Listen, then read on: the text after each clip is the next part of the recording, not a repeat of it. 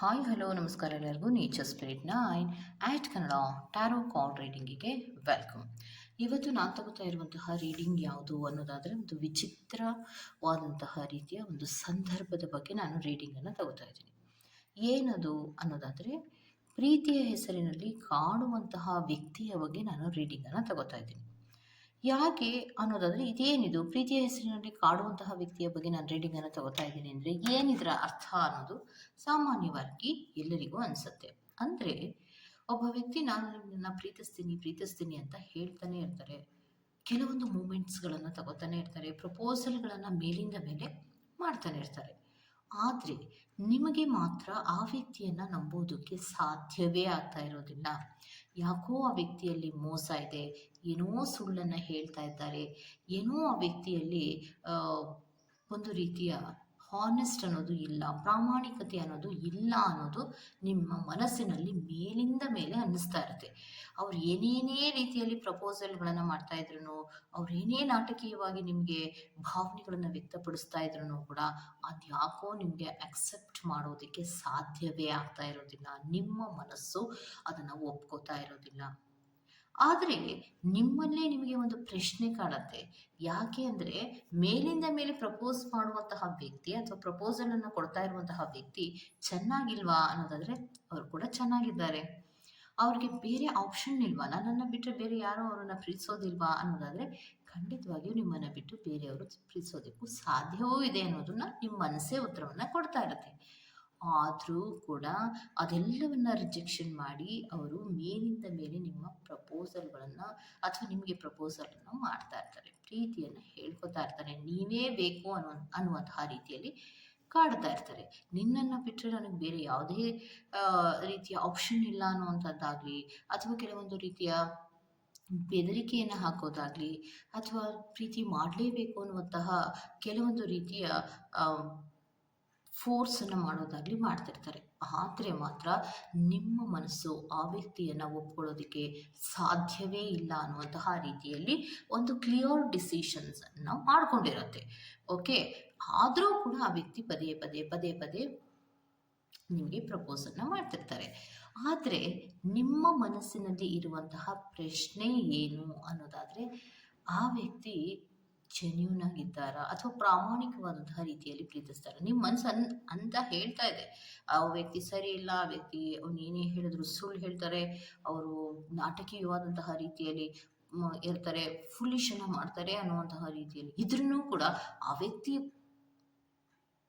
ನಡ್ಕೊಳ್ಳುವಂತಹ ರೀತಿಗೆ ಮತ್ತೊಂದು ಪ್ರಶ್ನೆ ಉದ್ಭವ ಆಗುತ್ತೆ, ಅವರು ನನ್ನನ್ನು ಪ್ರೀತಿಸ್ತಾ ಇದ್ದಾರೆ. ಇದು ಒಂದು ದೊಡ್ಡ ಕನ್ಫ್ಯೂಷನ್ ನಿಮ್ಮಲ್ಲಿ ಇರುವಂತಹದ್ದು. ಯಾರಿಗೆಲ್ಲ ಈ ರೀತಿಯ ಪರಿಸ್ಥಿತಿಗಳು ಇರುತ್ತೋ ಅವರಿಗೆಲ್ಲ ಈ ರೀಡಿಂಗ್ ಖಂಡಿತವಾಗಿಯೂ ಅನ್ವಯವಾಗುತ್ತೆ. ಮತ್ತು ಇದು ಒಂದು ಟೈಮ್ಲೆಸ್ ಆದಂತಹ ರೀಡಿಂಗ್ ಕೂಡ ಆಗಿರುತ್ತೆ. ವಿಚಿತ್ರವಾದಂತಹ ರೀತಿಯ ಅನುಭವಗಳು ಕೆಲವೊಬ್ಬರಿಗೆ ಆಗುತ್ತೆ, ಕೆಲವೊಬ್ಬರಿಗೆ ಆಗದೇ ಇರಬಹುದು. ಬಟ್ ಕೆಲವೊಬ್ಬರಿಗೆ ಮಾತ್ರ ಈ ವಿಚಿತ್ರವಾದಂತಹ ಅನುಭವಗಳು ಆಗ್ತಾ ಇರುತ್ತೆ. ಮನಸ್ಸು ಒಪ್ಪೋದಿಲ್ಲ. ಆ ವ್ಯಕ್ತಿಯ ನಡವಳಿಕೆಗಳನ್ನು ನೋಡಿದ್ರೆ ಏನೋಪ್ಪ ಇವರು ಏನೋ ಕೆಲವೊಂದು ಸತಿ ನನಗೆ ಏನಿದು ಅನ್ನುವಂಥ ಕನ್ಫ್ಯೂಷನ್ ಆಗುತ್ತಲ್ಲ ಅನ್ನುವಂತಹ ಪ್ರಶ್ನೆಗಳು ಉದ್ಭವ ಯಾರಿಗೆಲ್ಲ ಆಗುತ್ತೋ ಅವರೆಲ್ಲರೂ ಕೂಡ ಖಂಡಿತವಾಗಿಯೂ ಈ ರೀಡಿಂಗನ್ನು ನೋಡ್ಬೋದು. ಏನಕ್ಕೆ ರೀಡಿಂಗನ್ನು ನೋಡಬೇಕು ಅಂದರೆ ಆ ವ್ಯಕ್ತಿಯ ಮನಸ್ಸಿನಲ್ಲಿ ನಿಜವಾಗಿಯೂ ಏನಿದೆ, ಯಾಕೆ ಇಷ್ಟೊಂದು ಪ್ರಿಟೆಂಡನ್ನು ಮಾಡ್ತಾರೆ, ಅಥವಾ ಆ ವ್ಯಕ್ತಿಗೆ ನಿಮಗೆ ಆ ವ್ಯಕ್ತಿಯನ್ನು ನೋಡಿದ್ರೆ ಇಷ್ಟ ಆಗಲ್ಲ ಅಂತ ನೀವು ಪದೇ ಹೇಳ್ತಾ ಇದ್ರು ಕೂಡ ಆ ವ್ಯಕ್ತಿ ಬಿಟ್ಟು ಬಿಡದ ಹಾಗೆ ಪ್ರಯತ್ನಗಳನ್ನು ಮಾಡ್ತಾ ಇರೋದು ಯಾಕೆ, ಇದೆಲ್ಲದರ ಬಗ್ಗೆ ನಾವು ಮಾಹಿತಿಯನ್ನು ತಗೊಳ್ಳೋಣ. ಆಪ್ಷನ್ ಅಂತೂ ಏನೂ ಇರೋದಿಲ್ಲ, ಇನ್ ಜನರಲ್ ಆಗಿ ನಿಮಗೆ ನಾನು ರೀಡಿಂಗನ್ನು ಕೊಡ್ತಾ ಹೋಗ್ತೀನಿ. ಸೊ ನಿಮ್ಮ ಪರ್ಸನ್ಗಳು ಕೂಡ ನಾನು ಹೇಳುವಂತಹ ಹಲವಾರು ರೀಸನ್ಗಳಲ್ಲಿ ಅವರು ಕೂಡ ಅದರ ಕೆಲವೊಂದು ರೀಸನ್ಗಳಲ್ಲಿ ನಿಮ್ಮ ಪರ್ಸನ್ಗಳು ಕೂಡ ಖಂಡಿತವಾಗಿ ಬರುವಂತಹ ಸಾಧ್ಯತೆಗಳು ಇರುತ್ತೆ. ಓಕೆ, ಇದೆಲ್ಲವೂ ಕೂಡ ಇನ್ ಜನರಲ್ ಆಗಿರುವಂತಹ ರೀಡಿಂಗ್ ಆಗಿರೋದ್ರಿಂದ ನಿಮಗೆ ರೆಸೋನೇಟ್ ಆದರೆ ಮಾತ್ರ ತಗೊಳ್ಳಿ. ಹಾಗೆಯೇ ಸ್ಕ್ರೀನ್ ಮೇಲೆ ಕಾಣ್ತಾ ಇರುವಂತಹ ಒಂದು ನಂಬರ್ ಅದು ಪರ್ಸನಲ್ ರೀಡಿಂಗಿನ ನಂಬರ್ ಆಗಿರುತ್ತೆ. ಯಾರಿಗೆಲ್ಲ ಪರ್ಸನಲ್ ರೀಡಿಂಗಿನ ಅವಶ್ಯಕತೆ ಇದೆಯೋ ಅವರೆಲ್ಲರೂ ಕೂಡ ವಾಟ್ಸಪ್ ಮೆಸೇಜನ್ನು ಮಾಡೋದ್ರ ಮೂಲಕ ಪೇ ಮಾಡಿ ನಿಮ್ಮ ರೀಡಿಂಗ್ಸ್ಗಳನ್ನು ನೀವು ತಗೋಬಹುದು. ಯಾರೆಲ್ಲ ಈ ಸಿಚುಯೇಷನ್ಸ್ಗಳಲ್ಲಿ ಒಂದು ಕನ್ಫ್ಯೂಷನ್ ಪರಿಸ್ಥಿತಿಯಲ್ಲಿ ಇದ್ದೀರೋ ಅವರೆಲ್ಲರೂ ಕೂಡ ಪರ್ಸನಲ್ ರೀಡಿಂಗ್ಗಳನ್ನು ತಗೊಳ್ಳೋದ್ರ ಮೂಲಕ ನೀವು ಕ್ಲಾರಿಫೈಯನ್ನು ಮಾಡ್ಕೋಬಹುದು. ಓಕೆನಾ? ಸೊ ರೀಡಿಂಗ್ಗಳನ್ನು ತಗೊಳ್ಳೋಣ. Okay, let start. Okay, so ಕಾರ್ಡ್ಸ್ಗಳಲ್ಲಿ ನಾವು ಶಫಲ್ ಮಾಡಿ ನೋಡಿದಾಗ ಬರ್ತಾ ಇರೋದು ಏನಂದರೆ ಮೇಲಿಂದ ಮೇಲೆ ಆ ವ್ಯಕ್ತಿ ನಿಮಗೆ ಪ್ರಪೋಸಲನ್ನು ಮಾಡ್ತಾರೆ. ನಿಜವಾಗಿಯೂ ಪ್ರೀತಿಯನ್ನು ಮಾಡ್ತಾರಾ ಅನ್ನೋದಾದರೆ ಖಂಡಿತವಾಗಿಯೂ ಇರೋದಿಲ್ಲ. ಯಾಕಂದರೆ ಆ ವ್ಯಕ್ತಿಯನ್ನು ನೀವು ಭೇಟಿ ಮಾಡಿದಾಗ್ಲಿಂದ ಅಥವಾ ಪರಿಚಯ ಮಾಡಿದ ಕೆಲವು ದಿನಗಳಲ್ಲಿ ನಿಮಗೆ ಗೊತ್ತಾಗುತ್ತೆ ಈ ವ್ಯಕ್ತಿ ತುಂಬ ಕಿರಿಕ್ ಅನ್ನೋದು. ಯಾಕಂದರೆ ಮೇಲಿಂದ ಮೇಲೆ ಕ್ಲಾಶಸ್ಸನ್ನು ಯಾವುದೋ ಒಂದು ಕಾರಣಕ್ಕಾಗಿ ಅವರು ಮಾಡ್ಕೋತಾನೇ ಇರ್ತಾರೆ. ಚಿಕ್ಕ ಪುಟ್ಟ ವಿಚಾರಗಳಿಗೂ ಕೂಡ ನಿಮಗೆ ಬೇಜಾರನ್ನು ಮಾಡ್ತಿರ್ತಾರೆ. ಸೊ ಅತಿ ಹೆಚ್ಚು ಪ್ರೀತಿಸುವಂತಹ ವ್ಯಕ್ತಿ, ಪ್ರಾಮಾಣಿಕವಾಗಿ ಪ್ರೀತಿಸುವಂತಹ ವ್ಯಕ್ತಿ, ನಿಷ್ಕಲ್ಮಶವಾಗಿ ಪ್ರೀತಿ ಮಾಡ್ತಾ ಇದ್ದಾರೆ ಅನ್ನೋದಾದರೆ ನಿಮ್ಮನ್ನು ಅವರು ನೋಯಿಸೋದಕ್ಕೆ ಪ್ರಯತ್ನವನ್ನು ಮಾಡ್ತಾರಾ? ಇಲ್ಲ ಅಲ್ವಾ? ಆದರೆ ಆ ವ್ಯಕ್ತಿ ಮೇಲಿಂದ ಮೇಲೆ ನಿಮ್ಮ ಬಗ್ಗೆ ಅಪನಂಬಿಕೆಯ ರೀತಿಯಲ್ಲಿ ಮಾತಾಡೋದ್ರ ಜೊತೆಗೆ ಅವರು ನಿಮಗೆ ನೋವು ಆಗ್ತಾ ಇದೆ ಅಂತ ಗೊತ್ತಿದ್ರೂ ಕೂಡ ಅವರು ಅದೇ ತರಹದ ಮೂಮೆಂಟ್ಸ್ಗಳನ್ನು ಮಾಡ್ತಾರೆ. ಫಾರ್ ಎಕ್ಸಾಂಪಲ್, ನಿಮಗೆ ಏನೋ ಒಂದು ಕೆಲಸವನ್ನು ಅವ್ರು ಮಾಡೋದು ನಿಮ್ಗೆ ಇಷ್ಟ ಆಗ್ತಾ ಇರಲ್ಲ, ಅವ್ರು ಅದೇ ಕೆಲಸವನ್ನು ಮಾಡ್ತಾರೆ. ಮತ್ತು ಅವ್ರ ನಡವಳಿಕೆಗಳು ನೀವು ಚೇಂಜ್ ಮಾಡ್ಕೊ ಅಂತ ಹೇಳಿರ್ತೀರ, ಅದೇ ಕೆಲಸವನ್ನು ಅವ್ರು ಮಾಡ್ತಾರೆ. ಹೀಗೆ ಹಲವಾರು ರೀತಿಯ ಚೇಂಜಸ್ಗಳು ಅವರಲ್ಲಿ ನಡೀತಾ ಇರುತ್ತೆ. ನಿಷ್ಕಲ್ಮಶವಾಗಿ ಅವರೇನು ಪ್ರೀತಿ ಮಾಡ್ತಾ ಇರೋದಿಲ್ಲ. ಇನ್ನೊಂದು ನೆಕ್ಸ್ಟ್ ಕಾರ್ಡಿನಲ್ಲಿ ಬಂದಿರುವಂತಹದ್ದು ಏನಂದರೆ, ನನಗಿಷ್ಟ ಆಗಿದೆ ಅಲ್ವಾ, ನಾನು ಇಷ್ಟಪಡ್ತಾ ಇದ್ದೀನಿ ಅಂದರೆ ನಾನು ಆ ಪ್ರೀತಿಯನ್ನು ಪಡ್ಕೊಳ್ಳೋದಕ್ಕೆ ಡಿಸರ್ವ್ ಆಗಿದ್ದೀನಿ ಅಲ್ವಾ ಅಂತ ಅವ್ರಿಗವರೇ ಅನ್ಕೋತಾರೆ. ಅಂದರೆ ನಾನು ತುಂಬ ಚೆನ್ನಾಗಿದ್ದೀನಿ, ನಾನು ಯಾರನ್ನು ಅಟ್ರಾಕ್ಟ್ ಮಾಡುವಂತಹ ಕೆಪಾಸಿಟಿ ನನ್ನಲ್ಲಿ ಇದೆ, ಅಂತಹ ಬ್ಯೂಟಿಯು ನನ್ನಲ್ಲಿ ಇದೆ, ನನಗೇನು ಕಡಿಮೆ ಇಲ್ಲ. ಸೊ ನಾನು ನಿನ್ನನ್ನು ಇಷ್ಟಪಡ್ತಾ ಇದ್ದೀನಿ, ಅಂದಮೇಲೆ ನಾನು ಪ್ರೀತಿಯನ್ನು ಪಡ್ಕೋಬಹುದಲ್ಲ ಅನ್ನುವಂತಹ ಒಂದು ನಡವಳಿಕೆ ಅವರಲ್ಲಿ ಇದೆ. ಇದು ಕಾನ್ಫಿಡೆಂಟ್ ಅನ್ನೋದಕ್ಕಿಂತ ಓವರ್ ಕಾನ್ಫಿಡೆಂಟ್ ಅನ್ನೋದು ಹೇಳ್ಬೋದು. ಯಾಕೆಂದರೆ ಎಲ್ಲರ ಸೌಂದರ್ಯ ಎಲ್ಲರಿಗೂ ಕೂಡ ಇಷ್ಟ ಆಗತ್ತೆ ಅನ್ನೋದಲ್ಲ. ಇನ್ನೊಂದು, ಎಲ್ಲರಿಗೂ ಇಷ್ಟವಾಗಿರುವಂತಹ ವ್ಯಕ್ತಿ ಬೇರೆಯವ್ರ ವ್ಯಕ್ತಿಗೂ ಇಷ್ಟ ಆಗಬೇಕು ಅನ್ನೋದಲ್ಲ. ಅಂದರೆ ಫಾರ್ ಎಕ್ಸಾಂಪಲ್, ಒಂದು ಗುಂಪಿನಲ್ಲಿ ಎಲ್ಲರಿಗೂ ಇಷ್ಟ ಆಗಿರುವಂತಹ ವ್ಯಕ್ತಿ ಯಾರಿಗೋ ಒಬ್ಬರಿಗೆ ಆ ವ್ಯಕ್ತಿ ಇಷ್ಟ ಆಗ್ತಾ ಇರೋದಿಲ್ಲ. ಯಾತಕ್ಕೆ ಆ ರೀತಿ ಆಗ್ತಾ ಇರತ್ತೆ ಅಂದರೆ, ಆ ವ್ಯಕ್ತಿಯ ಕೆಲವು ನಡವಳಿಕೆಗಳ ಬಗ್ಗೆ ಸೂಕ್ಷ್ಮ ಗಮನವನ್ನು ನೀವು ಮಾಡಿರ್ತೀರ. ಅದಕ್ಕೋಸ್ಕರವಾಗಿ ನಿಮಗೆ ಅದು ಇಷ್ಟ ಆಗ್ತಾ ಇರಲ್ಲ. ಅವರ ನಡವಳಿಕೆ ಇರ್ಬೋದು, ಅವರ ಆ್ಯಟಿಟ್ಯೂಡ್ ಇರ್ಬೋದು, ಅವರು ಮಾತಾಡುವಂತಹ ರೀತಿ ಇರ್ಬೋದು, ದುರಹಂಕಾರದ ಕೆಲವೊಂದು ಮೂಮೆಂಟ್ಸ್ಗಳಿರ್ಬೋದು, ಈಗೋ ಇರ್ಬೋದು, ಇಷ್ಟರಲ್ಲಿ ಯಾವುದೇ ಇರ್ಬೋದು. ಆ ವ್ಯಕ್ತಿಯಲ್ಲಿ ಇರುವಂತಹದ್ದೇನೋ, ನಾನು ಚೆನ್ನಾಗಿದ್ದೀನಿ, ನಾನು ಪ್ರೀತಿಯನ್ನು ಪಡ್ಕೊಳ್ಳೋದಕ್ಕೆ ಅರ್ಹನಿದ್ದೀನಿ, ಆದಮೇಲೆ ಪ್ರೀತಿ ಸಿಗಬೇಕು ಅನ್ನುವಂತಹ ರೀತಿಯಲ್ಲಿ ಇರ್ತಾರೆ. ಆದರೆ ಹೋಗಲಿ ಬಿಡಪ್ಪ, ಇವ್ರು ಮೇಲಿಂದ ಮೇಲೆ ಪ್ರಪೋಸಲನ್ನು ಮಾಡ್ತಾ ಇರ್ತಾರೆ, ಪ್ರಪೋಸಲ್ನ ಕೊಡ್ತಾ ಇರ್ತಾರೆ, ಹೋಗಲಿ ಬಿಡು ನಾನೇ ಸೈಲೆಂಟಾಗಿ ಇದ್ಬಿಡೋಣ ಅಂದರೆ ಸೈಲೆಂಟ್ ಆಗಿರುವಂತಹ ವ್ಯಕ್ತಿಯು ಅಲ್ಲ, ದೊಡ್ಡ ಕಿರಿಕನ್ನು ಮಾಡ್ತಿರ್ತಾರೆ.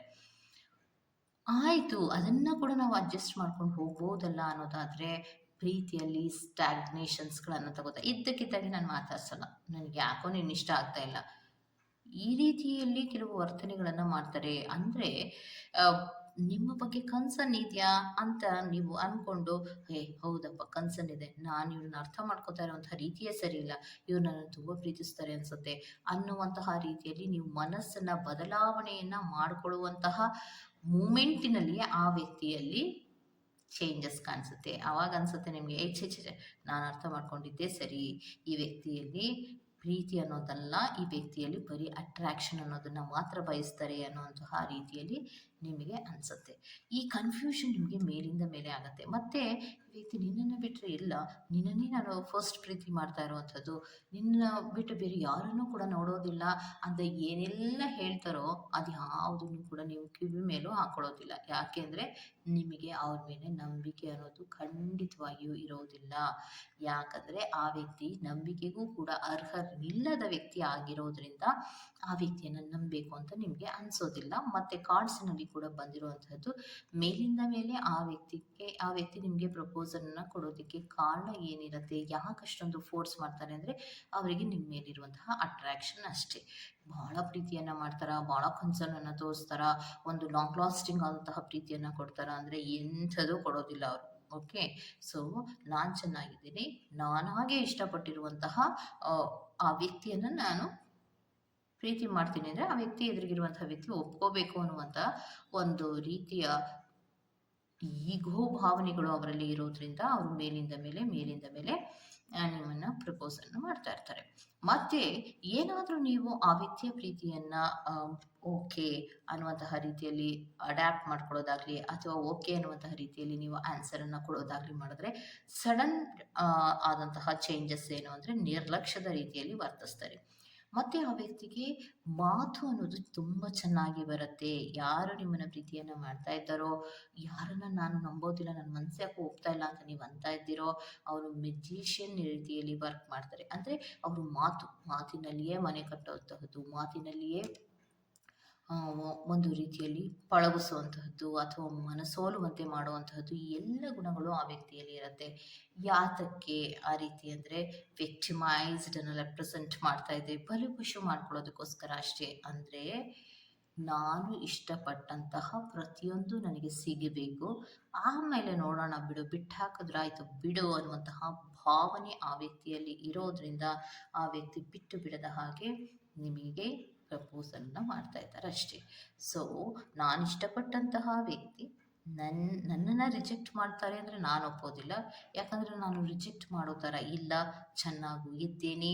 ಮತ್ತು ನನ್ನಲ್ಲಿ ಅವರ ಪ್ರಕಾರ ಕ್ವಾಲಿಫೈಡ್ ಅಂದರೆ ಏನು ಗೊತ್ತಾ, ತುಂಬ ಚೆನ್ನಾಗಿ ಸ್ಟೈಲ್ ಮಾಡೋದು, ತುಂಬ ಬ್ಯೂಟಿಯಾಗಿರೋದು, ಎಲ್ಲರನ್ನ ಕೂಡ ತನ್ನ ಅಟ್ರಾಕ್ಷನ್ಗೆ ತಗೊಳ್ಳೋದು. ಇದನ್ನು ಕ್ವಾಲಿಫಿಕೇಷನ್ ಅಥವಾ ಕ್ವಾಲಿಫೈಡ್ ಅನ್ನುವಂತಹ ರೀತಿಯಲ್ಲಿ ಅವರು ಅರ್ಥ ಮಾಡ್ಕೊಂಡಿರುವಂತಹ ರೀತಿಯೇ ಅಂದರೆ ಅವರು ಆ ರೀತಿ ಅರ್ಥ ಮಾಡ್ಕೊಂಡಿರೋದ್ರಿಂದ ಅವರು ಯಾರನ್ನ ಬೇಕಾದರೂ ನಾನು ಒಪ್ಪಿದ್ರೆ ಯಾರು ಬೇಕಾದರೂ ನನ್ನನ್ನು ಪ್ರೀತಿಸ್ತಾರೆ ಅನ್ನುವಂತಹ ಭಾವನೆ ಅವರಲ್ಲಿ ಇರೋದ್ರಿಂದ ನನಗೆ ಸ್ವಲ್ಪ ಟೈಮ್ ಆದರೂ ಪರವಾಗಿಲ್ಲ, ನಾನು ಅವರನ್ನು ಒಪ್ಪಿಸ್ತೀನಿ ಅನ್ನುವಂಥ ಮನಸ್ಥಿತಿ ಇದೆ.